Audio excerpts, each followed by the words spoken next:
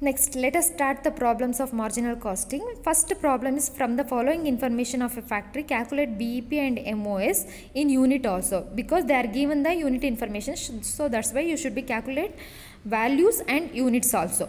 So first information is they are given the fixed cost rupees 4 lakh. This is a value. Selling cost per unit rupees 20. This is a unit value. Variable expenses per unit. This is rupees 10. Budgeted output 80,000 units. They are given the fixed cost, selling cost per unit, variable expenses per unit, budgeted output. So both the information given. Both the information is nothing but units information and value information. Both the information given. In this situation, you should be calculate values and units computation also. So first one, format, before start the BEP and MOS PV ratio, you should be calculate the profit. So calculation of profit format is particulars equals to particulars, head of the particulars and sales minus variable cost equals to contribution minus fixed cost equals to profit. They are given the per unit amount also, and then sales value also, that means value also, amount allu kottidare, per unit column allu kottidare. So hagagi ನೀವು amount per unit column ಎರಡನ್ನೂ calculate ಮಾಡಬೇಕು. They are given the sales value 20 rupees.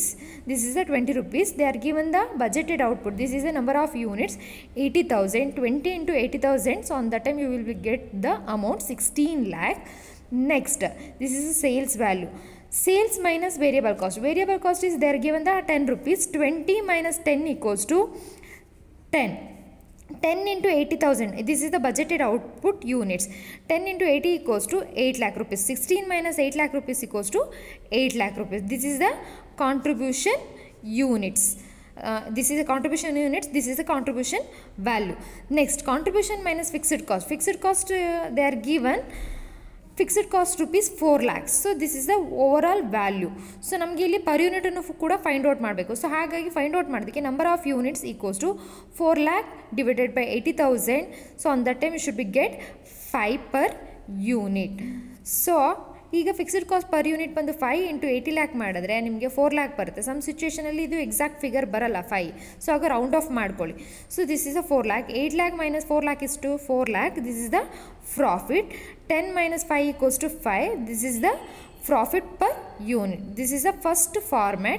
ನೀವು ಯಾವುದೇ ಯೂನಿಟ್ಸ್ನ ಕೊಟ್ಟರು ಕೂಡ first base ಪಾಯಿಂಟಲ್ಲಿ ನೀವು BEP, MOS and PV ratio find out ಮಾಡ್ತೀರಾ ಅಂದರೆ ಈ ಫಾರ್ಮ್ಯಾಟ್ನ ಫೈಂಡ್ ಔಟ್ ಮಾಡಿಕೊಂಡು ಅಂದರೆ ಪ್ರಾಫಿಟ್ನ ಫೈಂಡ್ ಔಟ್ ಮಾಡಿಕೊಂಡೇ ಮಾಡಬೇಕಾಗುತ್ತೆ. ಬಿಕಾಸ್ ನೀವು ನೆಕ್ಸ್ಟ್ ಏನೇ ಫೈಂಡ್ ಔಟ್ ಮಾಡಿದ್ರು ನಿಮಗೆ contribution, sales, fixed cost, variable cost, profit ಅನ್ನೋದು ಬೇಕಾಗಿರುತ್ತೆ. ಸೊ ಹಾಗಾಗಿ before starting the PV ratio MOS and BESನ ಮಾಡಬೇಕು ಅಂದರೆ ನೀವು ಫಸ್ಟು ಪ್ರಾಫಿಟ್ನ ಫೈಂಡ್ ಔಟ್ ಮಾಡಲೇಬೇಕು.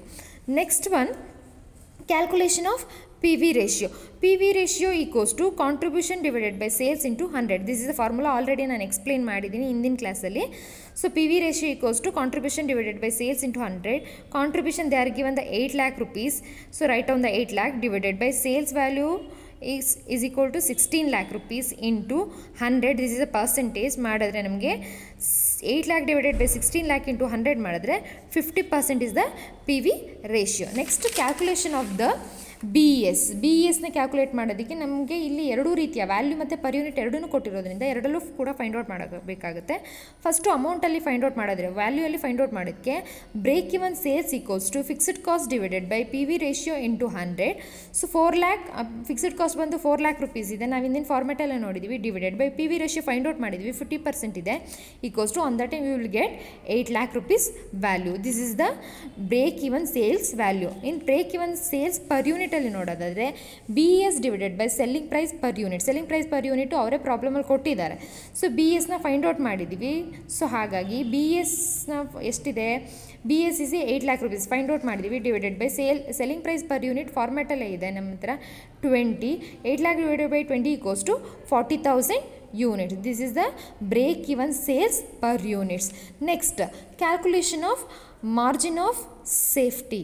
Calculation of margin of safety. Margin of ಸೇಫ್ಟಿನ ನಾವು ವ್ಯಾಲ್ಯೂಯಲ್ಲಿ ಫೈಂಡ್ ಔಟ್ ಮಾಡಬೇಕು ಅಂದರೆ margin of safety equals to total profit divided by P V ratio.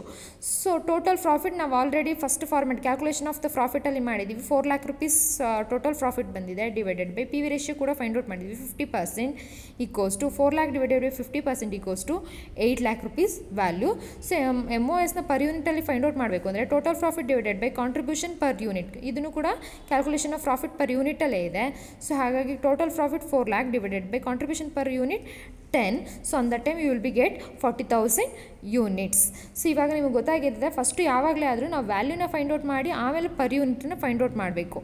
Okay, so ನೀವು ಇಲ್ಲಿ ಫಾರ್ಮುಲಾಸ್ನ ಕಲಿಯಲಿಲ್ಲದೆ ನೀವು ಪ್ರಾಬ್ಲಮ್ಸ್ನ ಸಾಲ್ವ್ ಮಾಡೋದಕ್ಕೆ ಸಾಧ್ಯ ಇಲ್ಲ. This is a 6 marks problems. Next sum. From the following information, calculate BS and MOS, break-even sales and margin of safety. Fixed cost rupees 5 lakh, variable cost rupees 10 per unit, selling price rupees 15 per unit, output 1,75,000 units. So ಇಲ್ಲಿ ನೀವು ಅವರು ಇನ್ಫಾರ್ಮೇಷನ್ನ ಕೊಟ್ಟಿದ್ದಾರೆ, BES and MOSನ find out ಮಾಡೋದಕ್ಕೆ ಹೇಳಿದ್ದಾರೆ. So before starting the P V ratio, BES and MOS, first you should compute the profit. So calculation profit ನಿಮಗೆ ಗೊತ್ತಿದೆ, particulars unit column, amount column. ಯಾವಾಗ ಯೂನಿಟ್ಸ್ ವ್ಯಾಲ್ಯೂನ ಕೊಟ್ಟಿದ್ದಂಥ ಸಂದರ್ಭದಲ್ಲಿ ಯೂನಿಟ್ಸ್ ಕಾಲಮ್ನ ತೊಗೋತೀರಾ, ಇಲ್ಲಾಂದರೆ ಅಮೌಂಟ್ ಕಾಲಮ್ಗೆ ಸೀದಾ ಬರೀತೀರಾ. ನೆಕ್ಸ್ಟ್ ಫಾರ್ಮ್ಯಾಟ್ ಗೊತ್ತಿದೆ, ಸೇಲ್ಸ್ 15, ಸೆಲ್ಲಿಂಗ್ ಪ್ರೈಸ್ ಬಂದು 15 per unit ಅಂತ ಅವ್ರು ಹೇಳಿದ್ದಾರೆ. 15 ಅಂತ ಯೂನಿಟ್ ಪರ್ ಯೂನಿಟ್ ಕಾಲಮಲ್ಲಿ ಬರೀತೀರಾ. ಸೊ ಇಲ್ಲಿ ಅವರು ಔಟ್ಪುಟ್ ಬಜೆಟ್ನ ನಮಗೆ ಕೊಟ್ಟಿದ್ದಾರೆ, ಯೂನಿಟ್ಸ್ನ ಕೊಟ್ಟಿದ್ದಾರೆ. 15 into 1,75,000 ಮಲ್ಟಿಪ್ಲೈ ಮಾಡಿದ್ರೆ ನಿಮಗೆ 26,25,000 ವ್ಯಾಲ್ಯೂ ಬರುತ್ತೆ. This is a sales value. Next sales minus variable cost equals to contribution. So ಇಲ್ಲಿ ನಾವೇನು ಮಾಡ್ತೀವಿ, ಸೇಲ್ಸ್ 15 ಇದೆ, ವೇರಿಯಬಲ್ ಕಾಸ್ಟ್ ಪರ್ ಯೂನಿಟ್ 10 ಇದೆ. 10 ಜೊತೆ ನಾವು 1,75,000 ಮಾಡಿದ್ರೆ 17,50,000 ಬಂದು ವೇರಿಯಬಲ್ ಕಾಸ್ಟ್ ವ್ಯಾಲ್ಯೂ ಆಗುತ್ತೆ. 15 minus 10 ಈಕ್ವಲ್ಸ್ ಟು 5. 26,25,000 ಮೈನಸ್ 17,50,000 ಮಾಡಿದ್ರೆ 8,75,000 ಏನಾಗುತ್ತೆ ನಿಮಗೆ ಕಾಂಟ್ರಿಬ್ಯೂಷನ್ ಅನ್ನೋದು ಬರುತ್ತೆ. Next fixed cost, they are given the 5 lakh rupees fixed cost. So ಹಾಗಾಗಿ ನೀವು ಡೈರೆಕ್ಟಾಗಿ 8,75,000 ಮೈನಸ್ 5 lakh ಮಾಡಿದ್ರೆ ನಿಮ್ಗೆ ಏನಾಗುತ್ತೆ 3,75,000 ಪ್ರಾಫಿಟ್ ಬರುತ್ತೆ. ಬಟ್ 5 lakh ನಾನು ಆಗಲೇ ಹೇಳಿದಾಗೆ ನಂಬರ್ ಆಫ್ ಯೂನಿಟ್ಸ್ನ ಫೈಂಡ್ ಔಟ್ ಮಾಡಬೇಕು ಅಂದರೆ 5 lakh divided by output 5 lakh divided by output budgeted output ಬಂದು 1,75,000 ಮಾಡ್ತು ಅಂತ ಹೇಳಿದ್ರೆ ನಿಮಗೆ 2.857 ಸಮಥಿಂಗ್ ಬರುತ್ತೆ. ಇದನ್ನು ರೌಂಡ್ ಫಿಗರ್ ಮಾಡಿದ್ರೆ 3 rupees fixed cost per unit ಬರುತ್ತೆ. ಸೊ 5 minus 3 ಈಕ್ವಲ್ಸ್ ಟು 2 ಆಗುತ್ತೆ. Okay, this is the calculation of profit. Next one is calculation of the P V ratio. So ನಾನು ಆಲ್ರೆಡಿ ಹೇಳಿದ್ದೀನಿ, ಫಸ್ಟು ಪ್ರಾಫಿಟ್ನ find out ಮಾಡಿ next P V ರೇಷಿಯೋನ find out ಮಾಡ್ತೀವಿ. P V ರೇಷಿಯೋನ find out ಮಾಡೋಕ್ಕೆ contribution divided by sales into 100 equals to contribution is they are given the, ನಾವು already find out ಮಾಡಿದ್ವಿ 8,75,000 ಡಿವೈಡೆಡ್ ಬೈ ಸೇಲ್ಸ್ ಬಂದು 26,25,000 ಇದೆ. 26,25,000 ಇಂಟು 100 ಮಾಡ್ತು ಅಂದರೆ ನಮಗೆ 33.33% ಅನ್ನೋದು ಬರುತ್ತೆ. This is the calculation of P V ratio. Second one is calculation of BS, break even sales or break even point.